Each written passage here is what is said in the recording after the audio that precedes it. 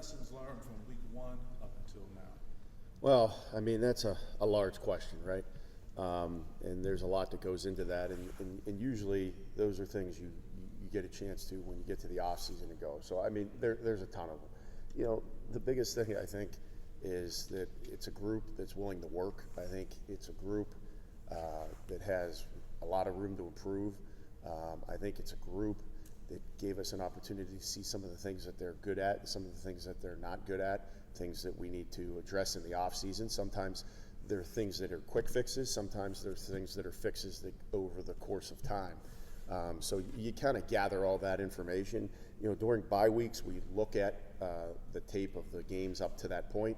So we've been able to do that twice, but then you do that again at the end of the season and kind of take a chance to sit back, look at it from a big picture, and there'll be a lot more than what I just gave you there. So. I appreciate that. Thanks. How much do the injuries affect what you can do in the secondary? I mean, your top cover corners out, Malik Spencer's out, and then in addition to the guys you had already on the shelf earlier in the year, just as far as what you do schematically and match up like that? Yeah, I think, you know, first off, obviously, the expectation is for us to perform regardless of who's out there. That's the first thing. The second thing is, I think anytime you put something together, you have to be mindful of who's out there and what their strengths are and what their weaknesses are. So there's part of that.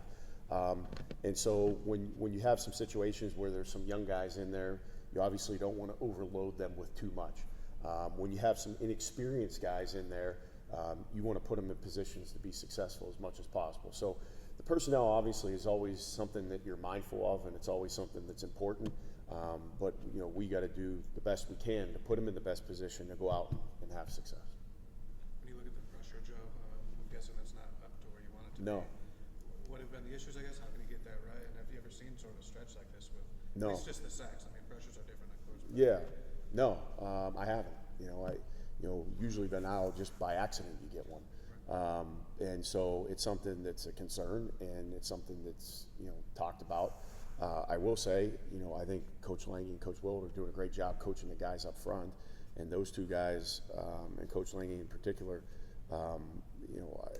they're doing the right things. We just haven't seen the results right now. I think it's something where we're looking to address it with not only the four-man rush, but with games and with pressures, and bringing different varieties of things to try to jumpstart it.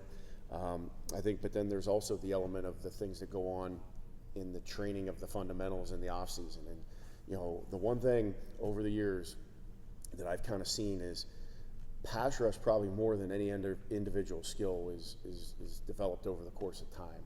You look at it's similar to martial arts. It's similar to those types of endeavors where you got to work at that for a long period of time and before guys get really instinctive about it. So there'll be a lot of work on it in that area, but in the short term, it's working at it every day, an individual. It's addressing ways to be better, and then it's also looking to bring pressure with games and blitzes to try to get the clock going on the quarterback. I'm guessing that's been a bit of a challenge for you too, because when you talk about young guys in the back end, you're blitzing, they're kind of exposed a little bit, or not. Then maybe you're not getting anything up.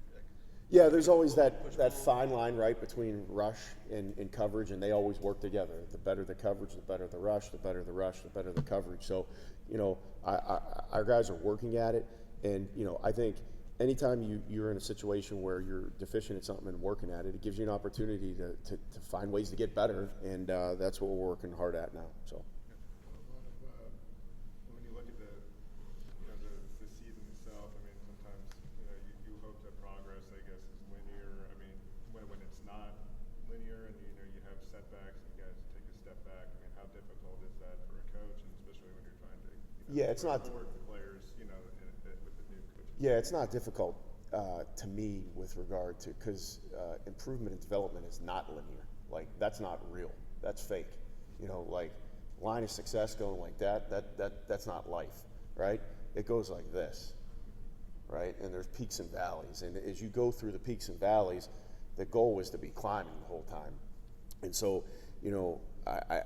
I know that that's not real, and that comes with experience, right? I didn't know that when I was 19, and that's the job of the coach to try to project that message to the players, hey, this thing isn't going to be perfect the whole way through. And you know when you start this thing out, as you get into the season and you get into Big Ten play and there's the war of attrition, that there's going to be that part of it. It is what it is. And so I like to look at the stretch that we're in and the hard times that we're in now that are really hardening the guys for the future. You know, fortunately for me, I've been through lots of defensive turnarounds over the 24 years I've been a coach. And the thing that I know is the hard times and the struggle is what ultimately you'll see those rewards down the road for the people that are the right people. You know, because when it gets hard, the wrong people, they kind of go over here, right? And the right people kind of go over here, and then those are the backbone of your team.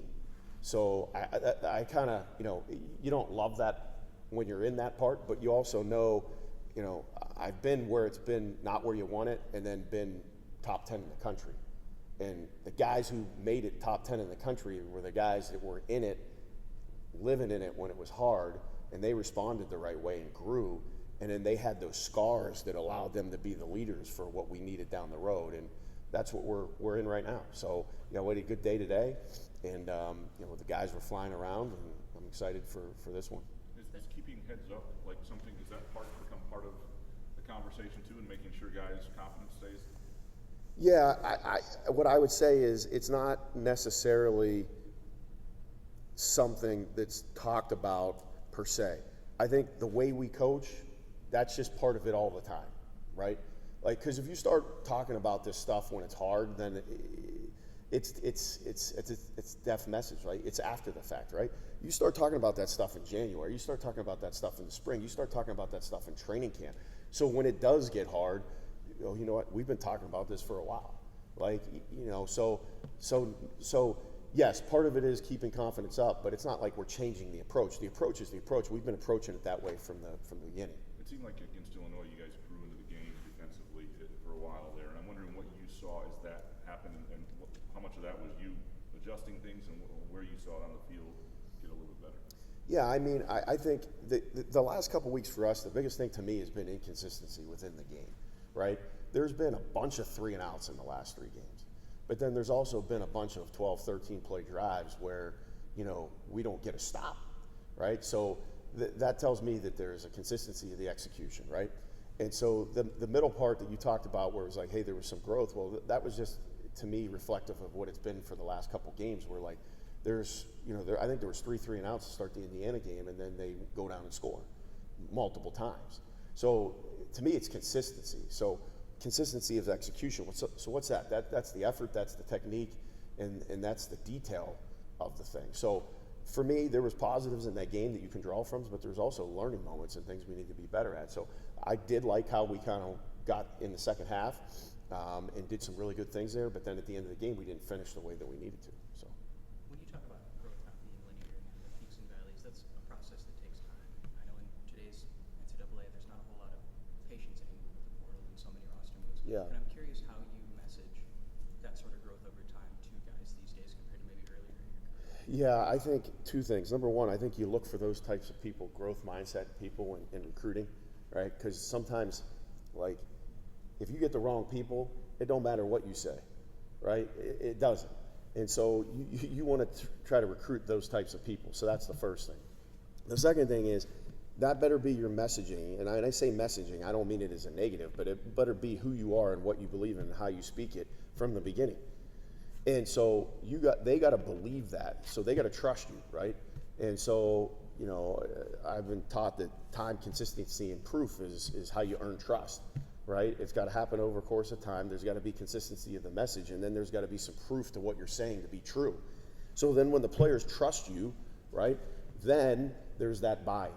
And so then they know, and if you can point out past examples of, hey, this taking some time and you working through it, and here's where this guy is, then they're like, man. You know, so, like, because I've coached some guys over the years. At the last spot I was at, Tyler Newman, when he was a first-year starter, people were saying he can't play. He wasn't good enough. But then he was the first safety taken in the draft last year and starting as a rookie. Well, everyone sees when you get drafted, oh, yeah, this is where the guy was when he got drafted. I got to see where he was when people said he wasn't good enough. Now, I happen to think he was good enough the whole time. because I knew the type of person he was, I knew what his skill set was, and I knew how hard he worked.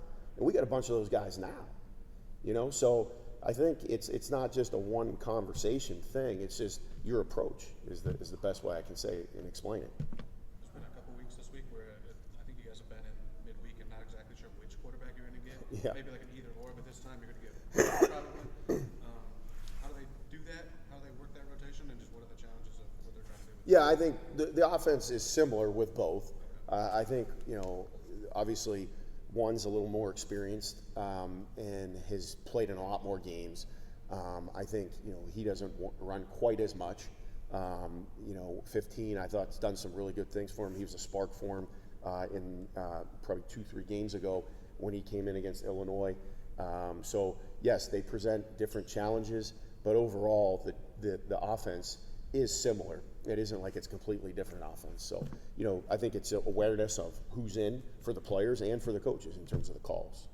What's your experience been coaching Cal Halliday this year, particularly considering, you know, a guy who's been here, experienced the highs and lows of this program, has still been able to thrive even with a new regime? Yeah, it's been fun. You know, he's a guy that I enjoy coaching. He doesn't say much, but he is a guy that works really hard, and it's really important to him. And there's a consistency to his performance, and I respect the hell out of him. And you know, he, like I said, he's been here through a lot of ups and downs, and been a guy that's been able to be counted on. So it's been fun. Look at the Iowa game. I mean, do you see that? I mean, a lot of people thought it was a breakthrough, but in retrospect, it may seem like an isolated event. I mean, do you see it as something that you guys can again replicate this year, or is it something that, you know, eventually down the road is going to be something you can do week after week? Yes. Yeah. I mean, Yeah. what gives you the confidence that you can do that? What gives me the confidence, the staff that we have, the head coach that we have, the players, the core group of guys that are here now, and the guys that are coming back, the guys that we've got committed, the guys that we're currently recruiting, all that. Yeah. All right. Thanks, Coach. Thanks, Joe.